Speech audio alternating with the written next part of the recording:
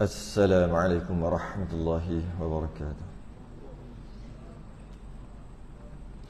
Innal hamdalillah nahmaduhu wa nasta'inuhu wa nastahdihi wa nastaghfiruh.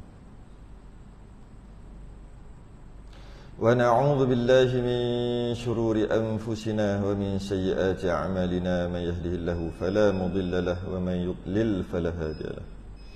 Asyhadu an la ilaha illallah wahdahu la syarika lahu wa asyhadu anna sayyidana Muhammadan 'abduhu wa rasuluh. Allahumma shalli wa sallim wa barik ala sayyidina Muhammadin al-fatihi lima ughliq wal khatimi lima sabaq. Nasiril haqqi bil haqq wal hadi ila siratikal mustaqim.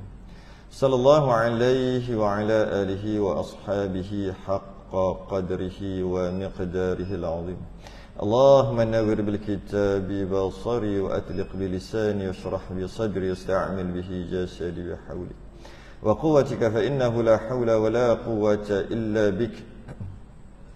Subhanaka la ilma lana illa ma 'allamtana innaka antal alimul hakim wa la hawla wa la quwwata illa billahil 'aliyyil 'azim. Amma ba'du. Alhamdulillah, kita rafa'kan kesyukuran dan terima kasih kita kepada Allah Ta'ala. Pada malam ni dapat kita sambung kitab Perukunan. Bagaimana kita berhenti pada perbahasan percaya akan hari kemudian, hari kiamat. Muka surat 4 Jawi bawah tu. Rumi muka surat 9. Rumi muka surat 9. Yang kelima. Oh, kita membahaskan berkaitan dengan rukun ni. Ya. Rukun iman yang kelima.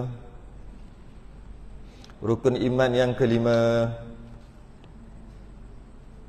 yaitu percaya kepada hari kemudian. Qala al-musannif rahimahullahu ta'ala wa nafa'ana wa iyyakum bi'ulumihi fid darain. Amin ya rabbal alamin. Kelima, percaya akan hari kemudian. Hari kemudian, ulama mengatakan hari kemudian ataupun hari kiamat ataupun hari akhirat ada 12 fasa. Yang pertama, alam barzakh. Alam barzakh tu awal-awal tu dah termasuk dah hari kemudian tu. Bila mati akan berpindah daripada alam syahadah, alam kita ni, kepada alam barzakh dia panggil. Itu permulaan kiamat lah tu bagi kita, bagi yang mati tu.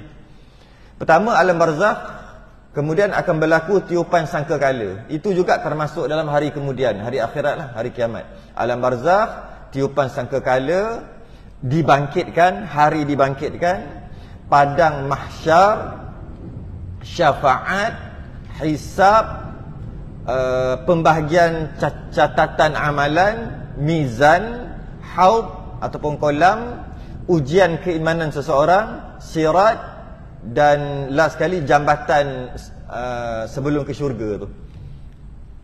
Last sekali kata. Dia ada 12 fasa yang bermula daripada alam barzakh.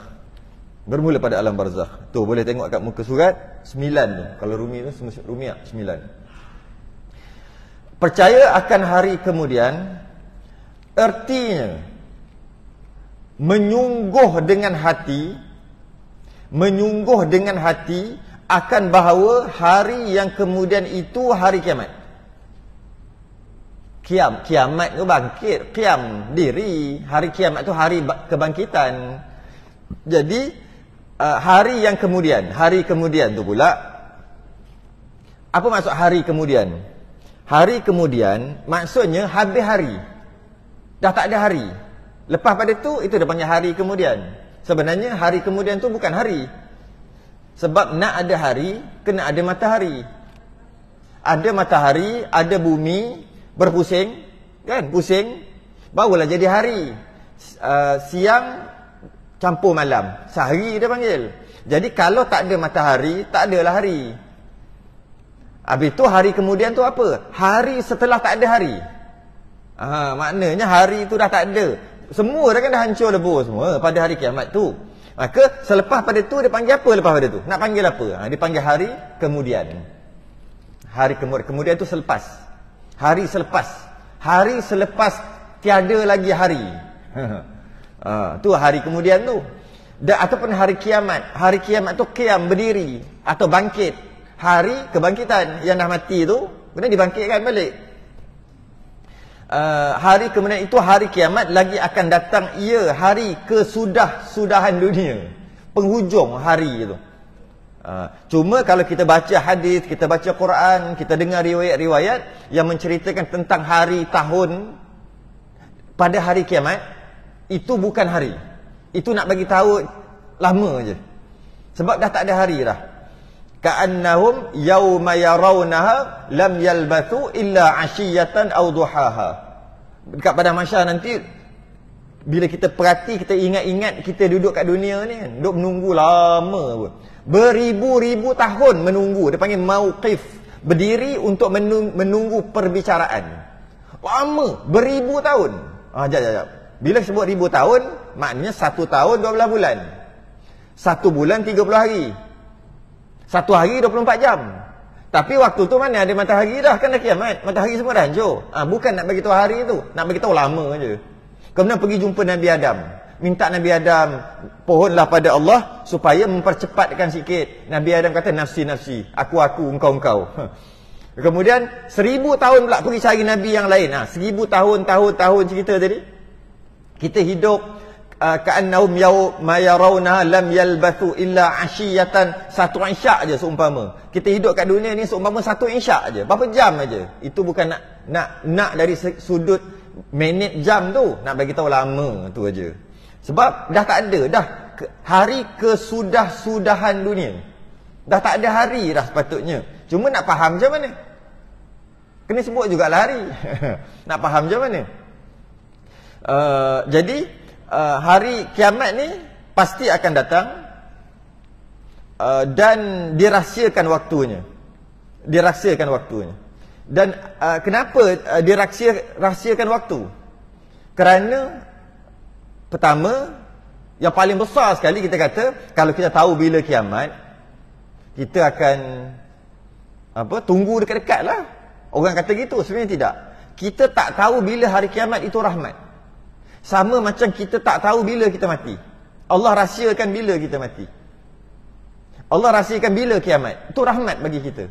Tahu tak? Orang yang dah tahu bila dia kena gantung, katalah dia buat salah apa, jual dadah ke apa, bunuh orang ke, akhir sekali dijatuhkan hukuman bersalah dan akan digantung lagi 3 bulan.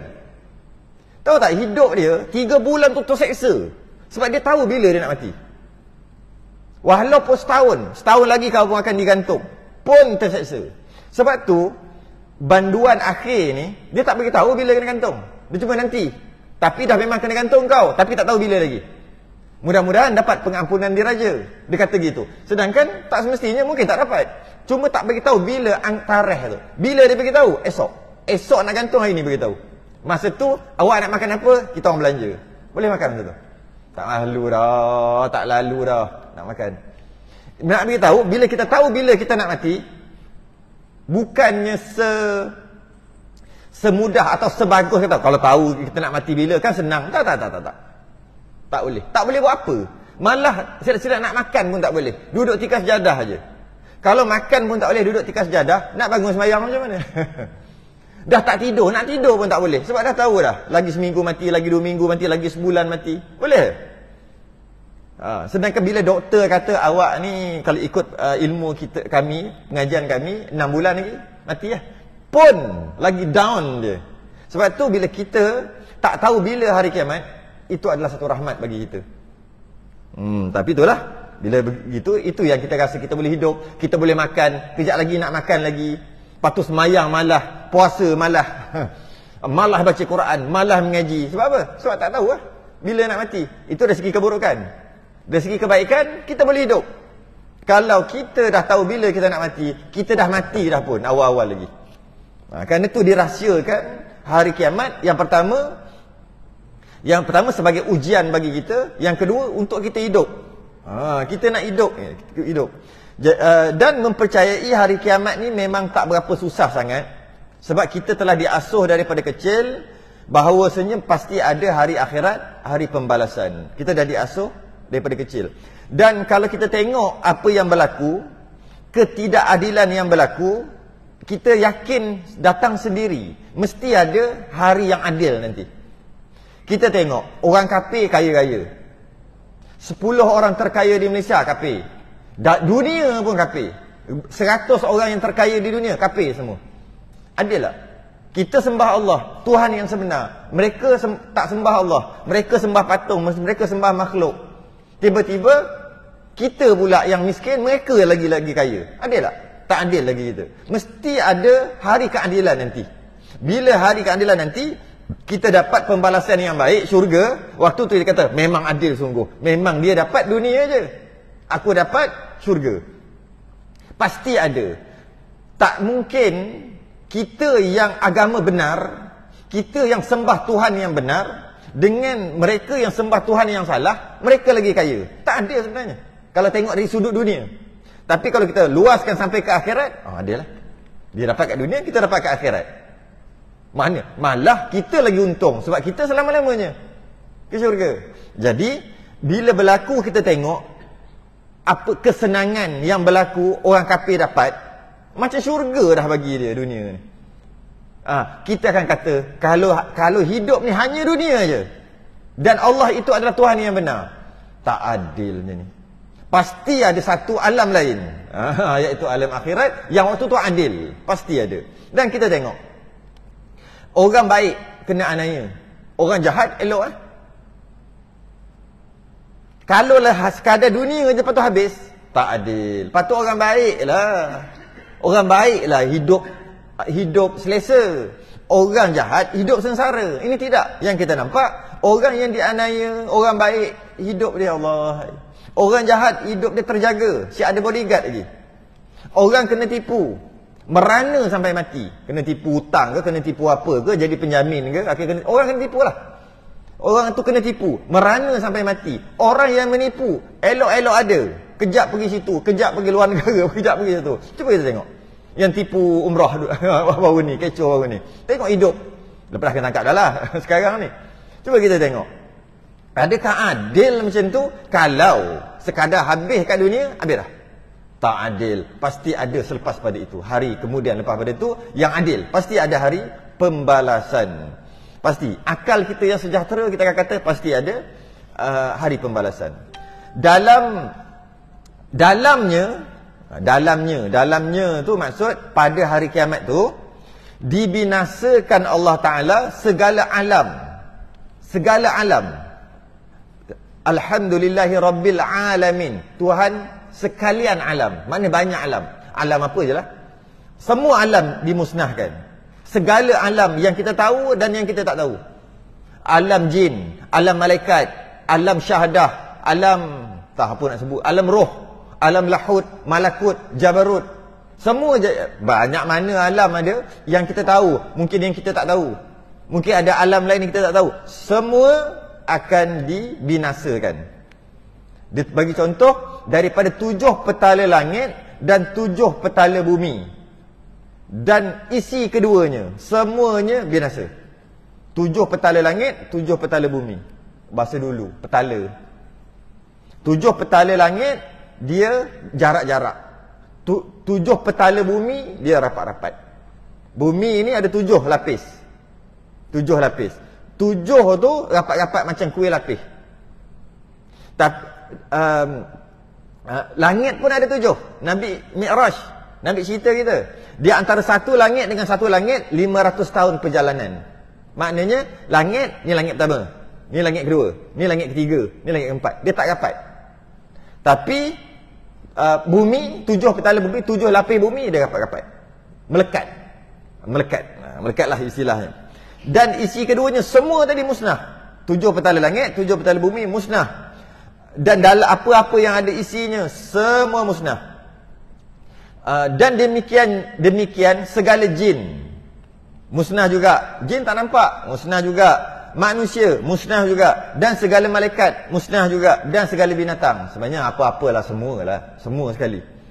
Cuma ada dikecualikan 10 yang tak musnah. Memang dalam kitab kata semua dibinasakan. Kullu man 'alaiha fan. Semua akan binasa. Semua yang wa yabqa wajhu rabbika dzul jalali wal ikram, yang kekal hanya Allah. Walaupun ayat Quran sebut gitu, para ulama mengatakan ada 10 perkara yang tak musnah bila tiupan sangkakala. Bila kiamat nanti dia tak musnah. Selain pada Allah lah, Allah memang tak musnah. Selain pada Allah ada lagi 10 makhluk. Bukan Allah lah, makhluk. Allah tu dah satu dah. Allah tak musnah, pastilah Tuhan. Lepas tu ada lagi makhluk dengan maksud Allah yang cipta. Dan kemudian Allah tak musnahkan dia. Ketika kiamat ada 10. Yang pertama, yang paling terkenal dipanggil ajbuz zanab. Tulang apa? Tongkeng. Tulang yang ada, apa istilah dia panggil tu? Sampai belakang ni, tulang belakang bawah, dekat punggung bawah. Sulbi wa taraib tengah-tengah tu. Orang sini panggil apa? Tulang tu. Bukan sulbi. Sulbi taraib ada 2. Sulbi wa taraib dekat tengah. Ujung lepas daripada tulang belakang turun sampai ke tulang yang lembut tu. Bukan tulang keras, tulang lembut tu kan. Kalau tulang ayam kita boleh makan tu dia panggil apa? Tongkek. Tongkeng. Tongkeng uduh bunyi. Tongkeng tu. Ujung. Halus sangat. Ajbuz zanab. Itu kiamat tak musnah. Ada. Kenapa? Ajbuz zanab ni dia tak musnah. Dia macam benih manusia. Dia tak mati. Yang lain semua hancur. Satu. Yang kedua roh. Roh tak musnah. Yang musnah jasad. Jasad musnah. Badan. Tapi roh tak musnah. Kenapa tak musnah? Dia Tuhan ke? Bukan, Allah yang mengekalkan. Bukannya dia macam Tuhan lah juga. Tidak. Allah yang kekalkan dia. 10 perkara ni Allah kekalkan. Ajbuz zanab, roh. Kemudian jasad para nabi. Jasad para nabi pun tak musnah. Kemudian ada kata setengah riwayat Nabi Idris. Nabi Idris je. Malah Nabi Idris ni hidup-hidup masa kiamat tu. Nabi yang lain dia wafat tapi tak musnah jasadnya. Wafat tapi tak musnah. Nabi Idris tak wafat, hidup-hidup dan tak musnah. Kerana dia duduk dalam syurga waktu tu. Ada kisah lah waktu tu. Bila-bila kita ceritalah kisah tu. Kenapa Nabi Idris orang aja yang tak musnah dan hidup. Nabi lain mati, wafat, tak musnah juga. Syuhada, orang mati perang, mati syahid, tak musnah juga. Jasad dia tak musnah. Syurga tak musnah. Neraka tak musnah. Arash tak musnah. Kursi tak musnah. Luh mahfuz tak musnah. Dan last sekali qalam tak musnah juga. Qalam ni adalah setengah ulama kata qalam adalah makhluk yang pertama Allah cipta. Sebelum Allah cipta apa-apa hanya ada Allah saja. Apakah yang first kali Allah cipta? Apa dia? Ada banyak khilaf lah. Yang paling masyhur adalah dan yang paling kuat adalah qalam. Kalau pernah Nabi Mi'raj, Nabi naik-naik sampai langit ke-7, Nabi bunyi dalam kisah yang bunyi gitu, bunyi gini. Nabi kat tanya Jibril, apa tu? Qalam sedang menulis. Menulis apa? Menulis apa yang terjadi ni. Takdir ni semua ditulis. Daripada bila ditulis? Daripada dia mula diciptakan. Dia makhluk yang pertama diciptakan. Tapi adalah khilaf lain yang kata yang lain. Ada riwayat lain kata yang Allah cipta yang pertama adalah air. Ada kata makhluk yang pertama Allah cipta Nur Muhammad dan sebagainya. Tapi yang paling kuat dan yang paling masyhur adalah qalam. Cuma tak kisahlah mana-mana satu pun, sekadar riwayat saja. Kemudian maka dibangkitkan segala manusia di dalam kuburnya. Pada tadi tiupan sangkakala yang pertama. Tiupan sangkakala yang pertama, semua musnah. Yang tak musnah Allah sahaja. Dan Allah kekalkan 10 perkara tadi. Okey. Kemudian selang berapa lama, ditiup pula sangkakala yang kedua. Bila ditiup sangkakala kedua, ni. Kemudian maka dibangkitkan segala manusia di dalam kuburnya. Maksudnya yang dah musnah tadi dibangkitkan dengan tiupan sangkakala yang kedua. Dikembalikan nyawanya kepada tubuhnya dan dihimpunkan segala makhluk kepada mahsyar. Dihidup. Macam mana boleh hidup? Boleh hidup daripada ajbuz zanab. Allah turunkan seumpama hujan, kena dekat ajbuz zanab tadi, kemudian dia naik jadi manusia balik. Dia macam benih lah, macam biji benih. Jadi kita balik. Dan Allah kembalikan nyawa kita. Allah kembalikan tubuh badan kita. Kata Imam Ghazali, yang kita potong-potong semua Allah sambung balik. Imam Ghazali kata dalam kitab Ihya, rambut kita potong panjang mana dah? Daripada sejak lahir sampai meninggal. Habis, tak tahulah panjang mana. Sebab tu Imam Ghazali kata, ketika berjunub, perempuan ataupun lelaki, sama ada berjunub ke ketika haid, ketika nifas, jangan potong kuku, jangan potong bulu-bulu rambut semua. Kalau potong juga, Imam Ghazali kata, nak mandi nanti mandikan sekali. Tak wajib. Tak wajib, bukan wajib. Cuma Imam Ghazali sarankan supaya mandikan sekali. Pertama kata jangan potong dulu. Kalau potong juga tak berdosa. Tapi mandikan sekali. Kalau tak mandikan sekali pun tak berdosa. Habis itu jadi apa? Nanti dibangkitkan kat padang mahsyar, panjang rambut, tempat yang tak mandi junub tu akan berbelang. Kalau tengok rambut dia panjang, berbelang-belang-belang, sah tu. Suka time junub lah dia potong. Kalau kita kuku tak tahulah panjang mana. Kalau kata ketika potong kuku ada kalangan berjunub, tak mandi junub lah, dan tak mandikan sekali, maka akan dia belang. Belang. Tengok, 4 kali kau kerat kuku dalam keadaan berjunub, lepas tu tak mandi kan. Tu je lah. Itu pun kata Imam Ghazali. Ulama lain kata tak gitu pun. Jadi dikembalikan semua tubuh badan yang terpotong-potong, kena potong kecil manis ke apa, semua dikembalikan balik. Dikembalikan balik. Dan dikembalikan balik macam mana dia mati. Maksudnya umur berapa dia mati. Dia mati umur 10 tahun, bangkit umur 10. Dia mati umur 100, bangkit umur 100. Yang kata dekat akhirat jadi laki umur 33, perempuan umur 17 tu, itu dah masuk syurga. Langkah masuk syurga, bertukar. Jadi 33 tahun. Tapi sebelum di padang mahsyar, macam mana mati tu lah. Kalau mati tu, jangkut semua disambung balik lah. Sebab nak jadi saksi nanti. Semua. Dan malah dikembalikan cara bercakap. Dikembalikan cara berjalan. Semua. Kalau kita kenal kawan kita tu cakap laju. Kalau dia kelang kabut, Allah tahu dah dia tu. Nanti dekat padang mahsyar silap-silap kita dengar, macam kenal lah suara ni. Kawan aku. Jalan sikit, cara berjalan. Akan dikembalikan nanti. Di padang mahsyar nanti. Bukan dikembalikan tubuh badan aja, dikembalikan dengan cara berjalan, cara bercakap, semua dikembalikan balik. Dan dihimpunkan makhluk kepada padang mahsyar. Semua dikumpul kat padang mahsyar. Bila semua dikumpul kat padang mahsyar, lepas pada tu, dan dikira-kira.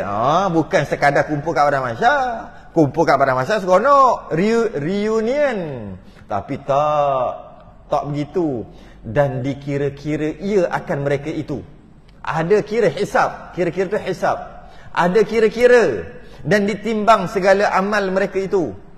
Thumma innakum yawmal qiyamati 'inda rabbikum takhtasimun. Kemudian sesungguhnya kamu pada hari kiamat nanti akan bertengkar, berhujah di hadapan Tuhan kamu nanti tentang apa amalan-amalan yang dibuat. Dan dia akan dihisap walaupun sebesar zarrah. Walaupun sebesar zarah akan dihisap.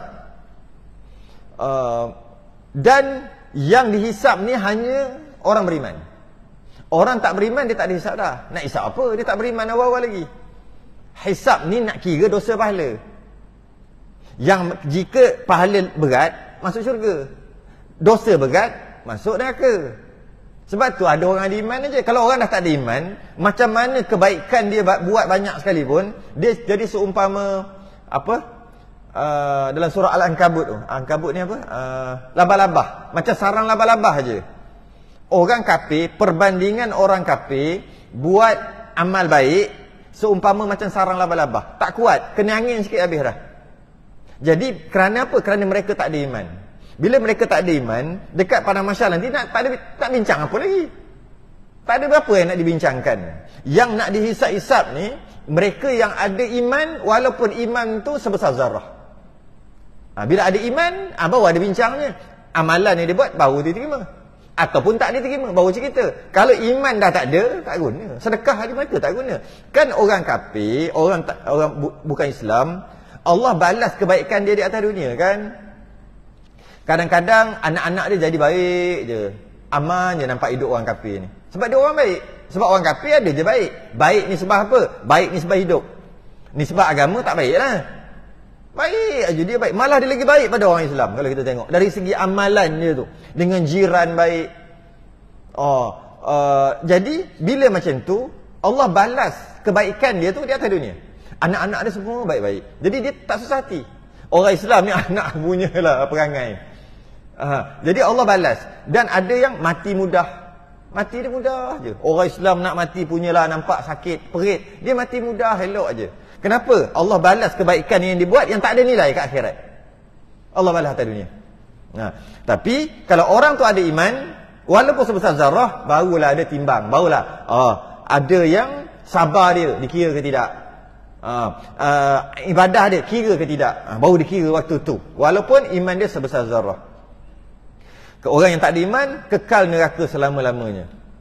Dan bila dapat disebut di sini dan dikira-kira tu, dia dapat buku.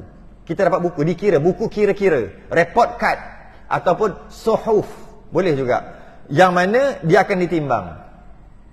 Banyaklah riwayat kata macam mana cara timbang. Ada kata timbang dua macam penimbang, letak belah sini, tak belah sini. Ada kata tak gitu. Dia ada macam letak aje, letak kira tahu dah. Macam digitalnya. Penimbang digital. Letak gitu aja. Ditimbang. Yang mana baik banyak ke yang baik banyak ke yang jahat yang banyak. Maka dapat tahulah dia lepas dah dapat keputusan, report card dah dapat, dah tulis syurga neraka dah tulis dah, markah dah tulis. Bila dah tulis, malaikat pun bagi. Malaikat jaga. Yang kata jaga mizan tu neraca tadi tu, yang jaga tu adalah Jibril. Okay. Jibril ambil, Jibril bagi balik. Kadang-kadang dia bagi tangan kanan, kadang-kadang dia bagi tangan kiri. Surah apa? Surah Waqiah ada cerita. Wa kuntum azwajan thalathah. Pada hari itu akan terbahagi kepada thalathah, tiga golongan. Fa ashabul maimanati ma ashabul maimanah. Yang pertama golongan kanan. Apa maksud golongan kanan? Yang dapat buku catatan dengan tangan kanan. Alangkah mulianya golongan kanan itu. Wa ashabul masy'amati ma ashabul masy'amah. Dan golongan kiri alangkah sengsaranya golongan kiri yang dapat buku catatan dengan tangan kiri. Was-sabiqun as-sabiqun, ni tak ada kena-mengena dengan perbahasan kita. Mana yang ketiga? Golongan sabiqun ni, was-sabiqun ni golongan yang lebih dahulu beriman. Mereka ni VIP lah, para nabi, para rasul, orang mati syahid, pemimpin yang adil. Ada satu lagi golongan dapat daripada belakang. Tu ayat lain. Dia dapat satu dapat tangan kanan, tangan kiri, seri kot belakang.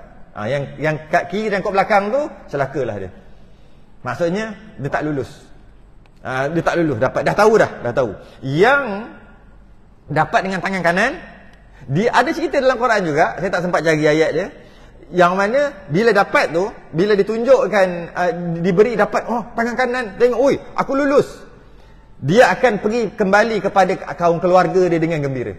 Oh, ayah, contohlah. Ayah, dapat lulus ayah. Ayah lulus juga. Macam tulah. Pakat-pakat kembali, bergembira pada waktu tu. Lepas tu pergi pula, adiknya pula pergi. Oh, lulus. Dia akan pergi cari balik keluarga. Berkumpul balik. Untuk nak seronok waktu tu. Sebab lulus. Tu ada sedikitlah cerita tentang waktu tu. Dan melalui titian siratal mustaqim yang kita nak minta tiap hari. Kita minta hari-hari dalam Fatihah. Titian tu titilah jambatan. Siratal mustaqim tu jalan yang lurus. Titi ni, jambatan ni, nak bagi tahu halusnya dia, selai rambut potong 7. Itu pun bukan suruh potong, nak bagi tahu halusnya. Lebih tajam daripada mata pedang. Bukan nak pergi ukur berapa mata pedang tu, bukan. Nak bagi tahu halusnya. Halusnya jambatan tu bagi orang yang maksiat, bagi orang kafir. Orang kafir dia tak sempat langkah, jatuh terus. Orang kafir. Orang yang beriman ni yang sampai tengah jatuh. Yang orang beriman yang berdosa. Langkah 2-3 langkah jatuh, sampai tengah jatuh. Ujung-ujung dah nak sampai dah jatuh. Ada yang lepas, ada yang jatuh. Hanya orang beriman. Orang kafir tak. Tak sempat nak pergi jambatan tu. Sebab terlalu halus. Terus jatuh. Halusnya. Dan itu bagi orang kafir. Orang yang beriman, tapi buat maksiat, dia bukan besar tu. Dia mungkin besar sikit. Mungkin sejengkal kot besar dia. Orang yang beriman buat dosa tapi tak banyak sangat. Mungkin sedepa kot. Mungkin orang yang beriman dan dosa dia sikit aja, lagi besar macam highway. Ataupun orang beriman tak ada buat dosa. Macam tak logik pula tak ada buat dosa. Maksudnya dosa yang dia buat, dia memang ada buat dosa, lepas tu dia minta ampun. Bila minta ampun macam tak ada dosa. Maka dia dapat highway besar. Jadi titian syirat ni dia besar kecil bergantung kepada orang tu. Dia bukan halus je, tidak. Bagi orang kafir halus lah. Bagi orang beriman mungkin highway besar. Bagi orang yang baru ni masuk korban, dan korban dia lillahi ta'ala, mungkin naik lembu. Dengan syarat korban dia sah, cukup syarat semua, dan kerana Allah Ta'ala. Dia memang kerana Allah Ta'ala, bukan sebab nak menunjuk ke, bukan sebab semua, memang betul-betul kerana Allah Ta'ala. Maka Allah terima korban tu, naik lembu. Tapi pendapat tu, apa hadis tu, sebagai ulama kata hadis dhaif. Tapi hadis dhaif pun boleh pakai untuk fadail amal. Jadi titian sirat ni dia ada di bawah neraka Jahanam. Ni neraka Jahanam. Okey, ni titian sirat. Sini mahsyar, sini syurga. Neraka Jahanam, dia bila jatuh, dia boleh jatuh ke neraka bawah-bawah lagi. Tu. Sebab neraka Jahanam neraka yang paling ringan. Orang yang masuk neraka Jahim, tiba-tiba dia pergi masuk neraka Jahanam, dia kata Allah sejuknya. Gitu. Allah bestnya neraka Jahanam. Sebab apa? Aku dah 14 juta tahun dah duduk dekat neraka Hawiyah ke, neraka Saqar ke, neraka yang lain lah. Neraka Jahanam ni sejuk bagi dia. Nak bagi tahu neraka yang paling ringan. Neraka yang paling ringan tu lah percikannya satu. Datang ke bumi, celup dalam air laut, 7 lautan. Itu yang kita duk pakai satu dunia sejak zaman Tok Adam sampai sekarang. Daripada yang kata yang paling ringan tadi. Memang tak boleh nak bayang macam mana dia punya panas. Jadi neraka Jahanam, dan kalau orang masuk neraka Jahanam, dia tak semestinya masuk neraka Jahanam. Dia mungkin tembus ke neraka-neraka lain di bawah ni. Cuma orang yang beriman, ketika dia masuk titian sirat, dia akan terus masuk dalam neraka. Orang beriman yang maksiat, dia akan masuk ke neraka Jahanam, dia berhenti kat situ aja. Orang kafir lintas, masuk, tembus ke neraka apa yang dia masuk. Bila habis semua neraka yang lain, 6 neraka yang lain, semua tutup. Teri terus. Tapi neraka Jahanam tidak, sentiasa terbuka. Kerana neraka Jahanam boleh keluar. Orang masuk neraka Jahanam boleh keluar. Orang masuk neraka 6 lagi yang lain tak boleh keluar dah bila masuk selama-lamanya. Jadi siapa yang masuk neraka Jahanam ni? Orang yang beriman, ada iman tapi dosa banyak. Maka nak cuci dosa dia tu. Dalam tu lah nak cuci. Jadi dia akan lalu, dia akan gelincir jatuh untuk cuci dosa dia. Okay, sambung lagi. Dan dimasukkan segala mukmin ke dalam syurga kekal selama-lamanya. Orang yang bila timbang berat belah pahala, maka terus masuk syurga selama-lamanya. Dan dimasukkan kafir ke dalam neraka kekal selama-lamanya. Yang kafir masuk neraka juga kekal selama-lamanya. Orang mukmin masuk syurga kekal selama-lamanya. Dan dimasukkan segala mukmin, jap lagi kita bahas sebab tu. Dan dimasukkan segala mukmin yang berdosa, ni sebut tadi. Dan dimasukkan segala mukmin yang berdosa ke dalam neraka. Neraka ni neraka Jahanam. Okay? Sekira-kira dosanya. Maksudnya banyak mana dosa nak bakar dosa. Ketika kita di dunia, cara untuk kita buang najis Cara untuk kita menyucikan najis dengan air. Air mutlak. Untuk kita mengangkat hadas dengan air. Untuk kita mengangkat najis batin, dosa dengan taubat. Tapi dekat akhirat, untuk buang najis dosa dengan api. Di akhirat, di dunia boleh buang dengan air. Ambil wuduk, lepas tu sembahyang. Nak terangkat hadas dengan air. Ada najis dengan air. Dosa dalam dengan taubat. Tapi bila dekat akhirat tak ada taubat dah. Tak ada pakai air dah. Nak cuci dosa dengan api. Api neraka Jahannam. Dimasukkan segala mukmin yang berdosa ke dalam neraka sekira-kira dosanya, banyak mana dosanya. Bukan selama-lamanya lah. Okey. Maka dikeluarkan daripadanya. Neraka Jahannam ni boleh keluar lepas habis dibakar dosa. Tapi dia tak main ribu-ribu hari, dia tak main bulan-bulan, puluh-puluh tahun, tak main. Main juta-juta tahun aja. Kata, oh tak apa kot masuk neraka. Sebab nanti keluar juga, kita ada orang ada iman. Tak apa kot. Oh jangan kata tak apa. Juta-juta tahun. Bukan ribu-ribu tahun ke, puluh-puluh tahun ke, bukan. Juta tahun. Tahun tadi pun samalah. Bukan nak bagi tahu tahun sehari-hari, nak bagi tahu lama. Sebab waktu tu mana ada hari dah. Tak boleh nak fikir waktu tu. Maka untuk kita dapat faham sedikitlah, faham sebagai kiasan, juta tahun. Juta tahun pun tak sempat nak fikir. Tak boleh fikir sejuta tahun. Tak boleh fikir macam mana sejuta tahun. Okey. Maka dikeluarkan daripadanya, habis dosanya akan dikeluarkan, lalu dimasukkan ke dalam syurga kekal selama-lamanya. Oh maknanya orang masuk neraka Jahannam ni dia kekal syurga juga. Ya.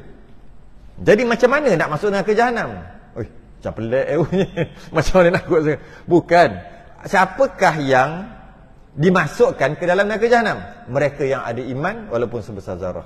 Apa maksud iman tu? Kenal Tuhan lah. Dia kenal Tuhannya, pahamannya tentang ketuhanan tu betul, tidak dijatuhkan dia hukum kafir.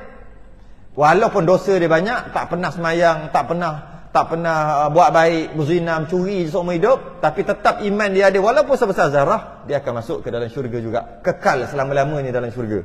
Tapi dalam neraka tu tak kekal. Cuma lama mana tu wallahu alam. Lama sungguh masuk dalam neraka tu. Neraka Jahannam. Sebab tu iman ni penting. Iman ni saya sebut masa awal-awal datang dulu, iman ni tiket syurga. Tauhid ni tiket syurga. Bila ada tiket syurga, maka memang garanti masuk syurga dengan kita ada iman yang sah. Cuma adakah masuk neraka dulu ataupun masuk syurga terus? Itu amalan. Semayang ke tak, buat baik ke tak, apa sebagainya, ikhlas tak ikhlas dan sebagainya. Tapi nak dapat tiket syurga bukan dengan amalan. Nak dapat tiket syurga bukan dengan semayang tahajud, bukan. Ramai orang salah faham tu. Nak dapat tiket syurga bukan dengan banyak sedekah, bukan. Itu tak nak masuk neraka langsung. Banyak sedekah, kenapa? Aku takut kapi, tak nak masuk neraka. Tu. Kenapa semayang ni, semayang isyak, semayang subuh pagi-pagi bangun sejuk-sejuk ni? Aku tak nak masuk neraka langsung.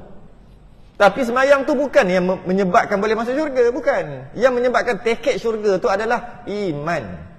Iman tu bila sebut iman, itu percaya tadi tu. Kalau sebut Islam tengok, mengucap 2 kalimah syahadah, buat sembahyang 5 waktu, buat puasa, buat semua, buat. Tapi rukun iman apa? Percaya. Percaya tak kena buat. Percaya ke hati, mana kena buat. Sebab tu iman tu penting. Sangat penting iman tu. Tapi kadang-kadang kita salah, kita nak masuk syurga, kita banyak baca Quran. Bukan kata jangan baca Quran. Quran kita baca tu kerana nak menyelamatkan daripada kita masuk neraka. Tapi bukan tiket syurga. Quran bukan tiket syurga. Quran adalah nak menyelamatkan daripada masuk neraka. Tiket syurga tauhid ataupun rukun iman. Rukun iman yang 6 tu lah. Oh dah hafal dah, percaya pada Allah. Oh tak jadi gitu. Macam kita bahas sebelum ni lah. Tak jadi sekadar percaya gitu. Tak jadi. Kena faham tu betul. Lepas tu percaya kepada malaikat. Itu yang kita dah bahas satu. Ni rukun iman lah ni. Rukun iman tak kena buat. Yang kena buat tu rukun Islam. Rukun iman tak kena buat. Percaya je. Dengan percaya dapat dah tiket syurga. Nak percaya tu, ingat boleh ke main percaya gitu aja? Tak boleh. Kena ulang-ulang pengajian tauhid sampai mati. Takut-takut setan masuk ke tengah-tengah nanti. Tapi kalau bab nak belajar semayang, nak belajar wuduk, dah tahu wuduk, dah tahu semayang, tak payah belajar pun tak apa. Dah tahu dah nak buat apa. Nak buat apa belajar lagi? Belajar bagus. Tapi tak nak belajar pun tak apa. Sebab dah tahu, dah faham. Tapi kalau bab tauhid, jangan. Lepas belajar, ulang sampai mati. Sebab tu tiket syurga. Tapi kita banyak salah faham. Kita duk sibuk buat amalan-amalan untuk masuk ke syurga. Sedangkan amalan untuk elak daripada neraka, bukan masuk syurga. Jadi nak kata minta jauhlah daripada neraka, banyak mengaji tauhid. Bukannya minta jauhlah daripada neraka, banyak mengaji tauhid. Banyakkan mengaji tauhid. Dalam masa yang sama tak nak masuk neraka kan? Baru buat amalan yang lain. Dalam masa ditanya apa? Dalam kubur tadi, ma rabbuka, siapa Tuhan? Apa agama kamu? Dia bukan tanya sembahyang tak sembahyang. Lepas habis pada tu, dia kata awwalu ma yuhasabu, yang pertama dihisap sembahyang. Itu dari segi ibadah zahir. Itu yang pertama dihisap. Ibadah zahir yang buat fiqh hanya. Itu yang pertama tanya. Tapi yang awal lagi ma rabbuka. Ma rabbuka tu siapa Tuhan? Itu bukan buat. Itu pegang ataupun tauhid. Sebab tu penting. Sebab tu dia kata sini, dia masukkan segala mukmin yang berdosa ke dalam neraka. Kerana dia ada iman walaupun sebesar zarrah. Apabila kita fikir setelah ditimbang amalan dekat mizan, berat sebelah dosa. Kalau berat sebelah pala, masuk syurga. Masuk syurga. Kalau berat belah dosa, akan dimasukkan ke dalam neraka, cuci dosa sampai habis. Habis dosa, kemudian dimasukkan ke dalam syurga. Masuk dalam syurga selama-lamanya. Selama-lamanya. Itu dia panggil, dia masuk neraka dengan keadilan Allah. Istilah dia panggil itu. Masuk neraka kerana keadilan Allah. Masuk neraka dengan adilnya Allah. Sebab dosa dia banyak, pahala dia sikit, maka dia dihumban ke dalam neraka dengan keadilan Allah. Tu ayat dia. Okay? Lepas habis saja dosa yang dia bakar, dia akan dimasukkan ke dalam syurga. Berbeza dengan orang yang banyak pahala. Dosa ada tapi sikit. Okey. Berat belah pahala. Dia akan dimasukkan ke dalam syurga. Dimasuk dalam syurga dengan keadilan Allah ke? Tak. Dengan rahmat Allah. Sebab apa? Kalau dengan keadilan, kena bakar dulu. Sebab dia ada pahala banyak ni. Dosa banyak ni. Bila timbang, berat belah pahala. Kalau masuk syurga dengan keadilan, bakar dululah banyak dosa.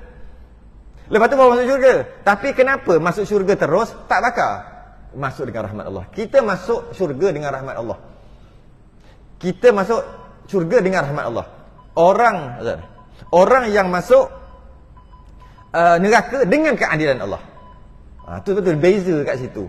Dan bila masuk syurga pula, masuk syurga tu pula bukan masuk syurga sekadar pahala je.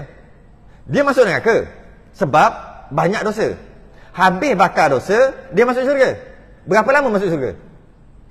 Selama-lamanya. Kalau dengan keadilan, masuk syurga dengan keadilan, masuk syurga berapa sampai habis pahala? Habis pahala dah. Tapi kenapa masuk syurga selama-lamanya? Masuk neraka sekadar dosa aja. Itulah masuk neraka kerana keadilan Allah, masuk syurga kerana rahmat Allah. Sebab tu masuk syurga selama-lamanya. Kalau masuk syurga kerana keadilan Allah, berapa banyak sangat pahala kita. Masuk syurga sempat dah 3 hari kena keluar balik dah. Habis dah. 3 hari ke? Ya ke 3 hari? Silap-silap berapa minit je masuk, habis dah. Pahala dah habis, keluar. Betul. Nak azan ke apa? Nak azan? Boleh? Kita sambung sikit lagi nanti. Masuk syurga sikit je lagi. Syahdan tu. Dan masuk syurga dan neraka itu kesudahan tempat kediaman.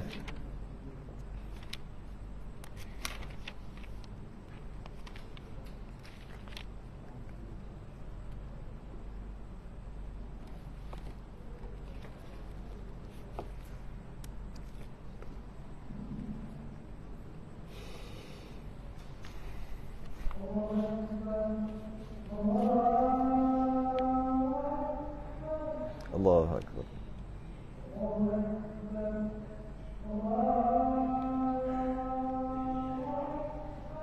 Allah.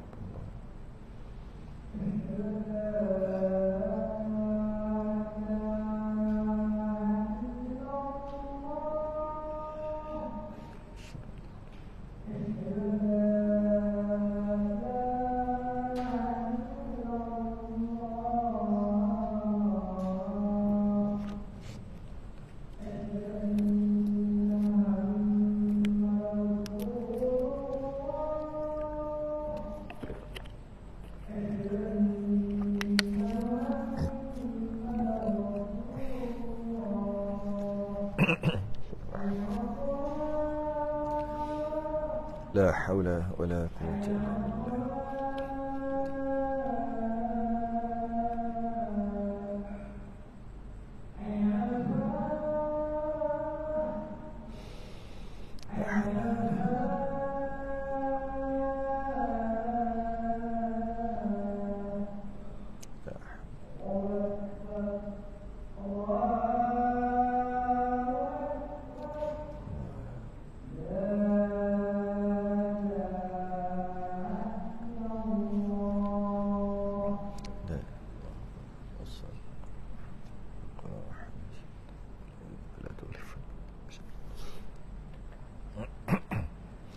Kerana itulah kalau kita tengok ahli-ahli hukama, dia mengatakan kita masuk syurga dengan rahmat Allah, bukan dengan keadilan. Jika dengan keadilan Allah,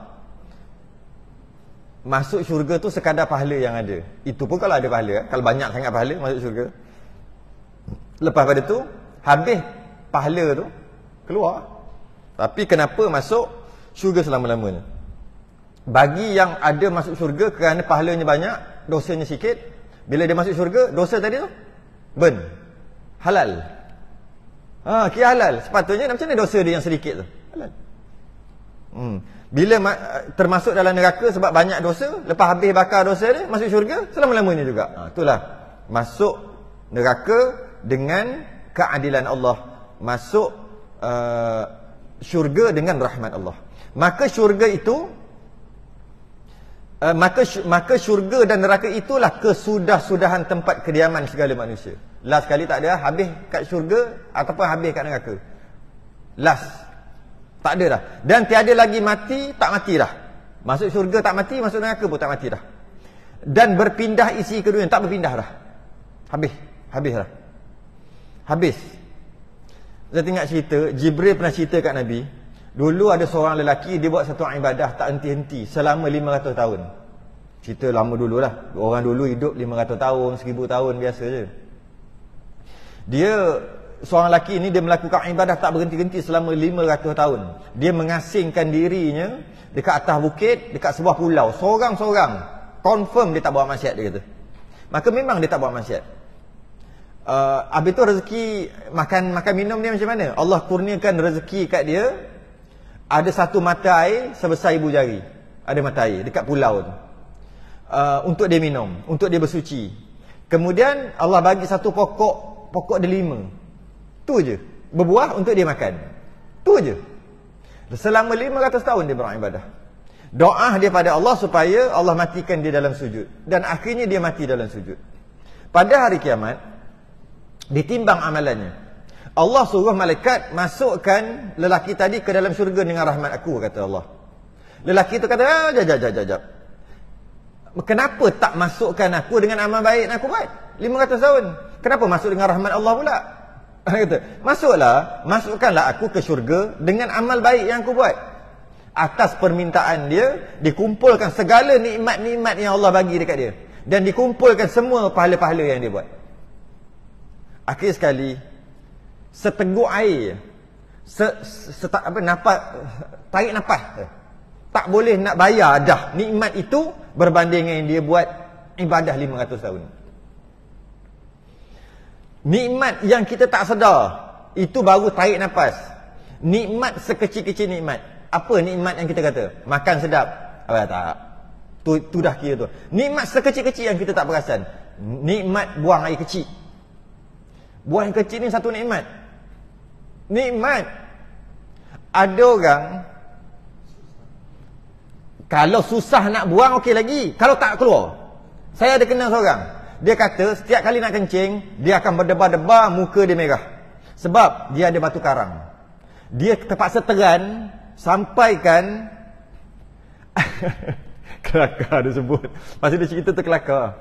Dia kata air mata lagi banyak daripada keluar daripada air kencing. Pedih. Pedih sangat sebab batu karang. Terang air mata keluar ni, peluh-peluh keluar. Air kencing keluar 2-3 titik je. Dia datang tanya tok guru macam mana nak, sebab dah pergi doktor, dah pergi tu, doktor nak buat pembedahan begitu gini, dia tak nak buat pembedahan. Nak kalau ada petua-petua, bacaan-bacaan apa dan sebagainya lah. Itu yang saya tahu cerita tu. Dia kata, aku dalam bank ada 200,000. Ni cerita lama ni, 30 tahun lepas. 200,000 banyak kat, 200-300 ribu dia kata ada dalam bank. Banyak dah masa tu. Kalau lah kencing elok ni, habis duit aku tak apa. Nampak? Nak bagi tahu nikmat duit tu, kita kata nikmat duit tu dia besar. Tak. Kecing lagi besar. Malah kalau ada 20 juta ni, 20 juta, ambil 20 juta terus. US dollar 20 juta. Sebab duit Malaysia murah, ambil US dollar mahal. 20 juta ada dalam bank, duit kita. Tak boleh kencing sehari. Boleh tahan lagi? Tahan. 2 hari. 3 hari. Boleh? 4 hari. Okey. Masuk hari kelima, kalau nak kencing, bagi 20 juta. Agak-agak bagi tak? Tak bagi. 6 hari. 7 hari. Tak ada sampai ni sebenarnya. Kena 2 hari je. Kembung dah perut ni. Kembung dah. Nak bagi tahu nikmat kencing pun tak boleh kita nak balas. Kalau kata nak dengan amalan kita yang buat semayang apa, tak khusyuk pun. Apa amalan yang kita buat, ikhlas macam mana yang kita buat, nak balas nikmat kencing pun tak payah cerita nikmat makan sedap, nikmat anak-anak, nikmat lain, tak payah tak cerita nikmat tu. Nikmat kencing satu aja pun tak terbalas. Tiba-tiba dia kata nak masuk syurga dengan amalan 500 tahun yang dia buat. Maka bila dikumpulkan, rupa-rupanya tak boleh balas sikit pun. Sikit pun tak boleh balas nikmat tu. Nikmat yang Allah bagi dengan amalan ibadah yang dia buat. Sebab tu kita masuk syurga dengan rahmat Allah. Sebab tu la taqnatu min rahmatillah. Jangan putus asa dengan rahmat Allah. Rahmat Allah besar. Jangan putus asa. Ada orang yang dah hampir-hampir dah nak masuk neraka dah. Tiba-tiba stop. Atas sebab-sebab tertentu masuk syurga. Sampai ada yang dah masuk neraka, dikeluarkan, Allah keluarkan atas sebab-sebab tertentu lah. Adalah kisah-kisah dia. Kadang-kadang sebab syafaat Nabi, dan macam-macam sebab yang lain. Jadi jangan putus asa dengan rahmat Allah walaupun dah tua. Walaupun dah aku tak ada harapan dah. Jangan. Walaupun Nabi sendiri pun masuk syurga dengan rahmat Allah. Ada hadis ini menceritakan tentang sahabat tanya dekat akhirat nanti. Saya bacalah sikit hadis ni. La yunjiya ahadan minkum amaluhu. Tidak ada seorang pun yang akan selamat di akhirat kerana semata-mata amalannya, Nabi kata. Qala rajul, seorang lelaki berkata, wala iyyaka ya Rasulullah, engkau sendiri pun sama ke? Ke kami aja? Nabi jawab, wala iyaya. Ya, walaupun aku sendiri pun. Aku sendiri pun masuk syurga dengan rahmat Allah. Katanya, illa an yataghammadani Allahu minhu bi rahmatin. Walaupun aku sendiri pun masuk syurga dengan rahmat Allah. Tak ada orang masuk syurga dengan amalan yang dia buat. Cuma adat cakap boleh. Kenapa sembahyang ni? Nak masuk syurga lah. Kenapa ni? Takut pada neraka lah. Itu adat cakap, tak ada masalah. Cuma hakikatnya masuk syurga kerana rahmat Allah. Syahdan, yang terakhir, syahdan. Barang siapa menyangkal akan hari kiamat atau dipersenda-sendakan. Dia kata hari kiamat tak ada lah. Orang yang kata tak ada azab kubur, berdosa besar, fasik tapi tak kafir. Bila dia kata tak ada azab kubur. Tapi kalau dia kata tak ada hari kiamat. Hari kiamat azab kubur lain. Azab kubur mati, ada azab kubur dulu. Lepas tu tiupan sangkakala kiamat, kan? Kiamat. Ni siapa yang menyangkal tak ada azab kubur, dia kata. Dia masih lagi Islam tapi dosa besar lah. Sesiapa yang menyangkal hari kiamat, maka senya jadi kafir ia. Menyangkal kata hari kiamat tak ada lah. Mati kita mati gitu aja, kufur. Sebab tu kata ni iman, rukun iman. Atau dipersenda-sendakan katanya. Dia persenda-sendakan hari kiamat. Tiada aku takut akan hari kiamat. Kau tak takut tak takut mati ke? Tak takut nanti kat hari kiamat kena masuk neraka ke? Tak takut dia main senda gitu. Kufur. Jangan duk main gitu. Tu senda. Atau akan bahaya kiamat, atau akan baik. Kau tak takut ke hari kiamat nanti? Tak takut. Takut apa? Ada orang kata tak takut apa? Kalau kita nak buat jahat, kata buat jahat sungguh-sungguh. Jangan buat jahat sikit-sikit. Ni dah mula nak bersenda. Saya dengar kecil lagi, saya dah dengar ni. Tahun 80-an dah dengar dah ayat ni. Nak buat jahat sungguh-sungguh. Jangan buat sikit-sikit. Nanti masuk neraka. Buat jahat sungguh-sungguh. Bila nak lalu titian sirat, kan lalu titian sirat tu, malaikat marah sangat. Ya Allah, dia ni buat jahat sungguh. Marahnya malaikat sepak dia. Sepak sampai masuk syurga. Dia senda-senda gitu. Jangan buat sikit. Kalau buat sikit-sikit, malaikat kata, lintas. Kita tak lintas, orang tu tak lintas, malaikat sepak je, naiklah. Jadi gitu. Buat sungguh jahat sungguh dia kata. Malaikat marah sangat. Sepak sampai masuk syurga. Sebab belah sana syurga. Dia buat senda-senda gitu. Jangan buat senda-senda gitu. Kerana apa? Maka senya jadi kafir. Bukan main-main. Sebab tu percaya kepada hari kiamat ni rukun iman. Iyalah, bila kita mainkan rukun iman, kita tolak satu, tak percaya hari kiamat, tak beriman. Sipir iman tak macam sipir matematik. Sipir matematik 5 tolak 1 4. 5 tolak 1 4. 6 tolak 1 5. Sipir iman tolak 1 je, kosong. Mana-mana tolak. Tak percaya pada Allah, kosong. Tapi percaya pada malaikat, kosong. Tak percaya pada malaikat, tapi percaya pada Allah, percaya pada Nabi. Malaikat je tak percaya, kosong terus. Kosong dengan maksud jadi kafir, ya. Wal-iyadhu billah. Oleh kerana kiamat kita tak tahu bila, maka kenalah percaya pada hari kiamat. InsyaAllah kita akan sambung akan datang. Ini perbahasan sangat berat yang akan datang, iaitu rukun iman yang ke-6. Kita pernah lalu sekali dalam perbahasan qada, dalam perbahasan qudrah dan iradah Allah. Dia masukkan sekali lagi. Sikitlah saya nak baca ini untuk akan datang lah, untuk akan datang. Cuba tengok Percaya akan untung baik dan jahat daripada Allah. Ni jelas-jelas sebut untung baik dan jahat. Apa yang berlaku Allah yang buat. Tak ada yang selain daripada Allah buat. Artinya menyungguh dengan hati bahawa segala kebajikan dan segala kejahatan daripada iman, taat dan kufur, maksiat dan sihat, sakit, hidup, mati, semuanya sudah dijadikan Allah Ta'ala pada azali. Kita fokus dekat mana? Bukan dekat iman, taat ni. Ini semua orang tahu. Dekat kufur, maksiat tu, fokus dekat situ. Sebab Mu'tazilah tak sama dengan Ahlussunnah wal Jamaah. Mu'tazilah dia tak sama. Kita Ahlussunnah wal Jamaah, yang baik daripada Allah, yang buruk pun daripada Allah. Cuma sebagai beradab, kena cakap yang baik daripada Allah, yang buruk daripada saya. Hakikatnya Allah semua. Ini rukun iman yang ke-6, kita akan bahas panjang lebar akan datang. Wallahu alam. Tangguh dulu. Kita sudah ingin tasbih kafarah dan surat al-subhanakallah wa hamdik. Asyhadu an la ilaha illa anta astaghfiruka. Bismillahirrahmanirrahim. Al-'asr innal insana lafi khusr illa alladhina amanu wa 'amilus salihati wa tawassaw bil haqqi wa tawassaw bis sabr. Assalamualaikum warahmatullahi wabarakatuh.